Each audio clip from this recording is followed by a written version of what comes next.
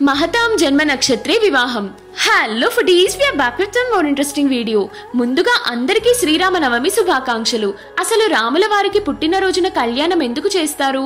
ఎందుకంటే ఆగమ శాస్త్ర ప్రకారం అవతార పురుషులు జన్మించిన తిథి నాడే ఆ నక్షత్రంలోనే వివాహం జరిపించాలన్నది శాస్త్రాల నియమం. అందుకే మహతాం జన్మ నక్షత్రే వివాహం అంటారు పెద్దలు. ప్రపంచంలో ఎక్కడా లేని విధంగా రాముల వారు చతుర్భుజుడై అంటే 4 చేతులతో సీతాలక్ష్మణ సమేతుడై స్వయంభుగా మన భద్రాచలంలో వెలిశారు. అందుకే రామనారాయణుడిగా పిలుస్తారు. మన భద్రాచలంలో ఎంతో కన్నుల పండుగగా జరిగే సీతారాముల కళ్యాణం చైత్ర శుద్ధ నవమి నాడు జరుగుతుంది. స్వామివారి కళ్యాణంలో కట్టే తాలిబొట్టును కంచర్ల గోపన్న అంటే రామదాసు చేయించారు. ఇప్పటికీ ఆ మంగళసూత్రాన్నే వినియోగిస్తున్నారు. దేశ విదేశాల నుండి లక్షల సంఖ్యలో రాముల వారి కళ్యాణానికి విచ్చేయుచున్న భక్తులందరికీ స్వాగతం సుస్వాగతం. తిరుపతిలో లడ్డూకి ఎంత విశిష్టత ఉందో మన భద్రాచలంలో పులిహోరకు కూడా అంతే విశిష్టత ఉంది.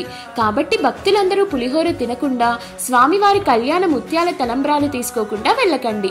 మరిన్ని ఇంట్రెస్టింగ్ వీడియోస్ కోసం, మరిన్ని లోకల్ అప్డేట్స్ కోసం మన పేజ్ ని ఫాలో చేసేయండి. ఇట్లు మీ కొత్తగూడెం ఫుడీస్.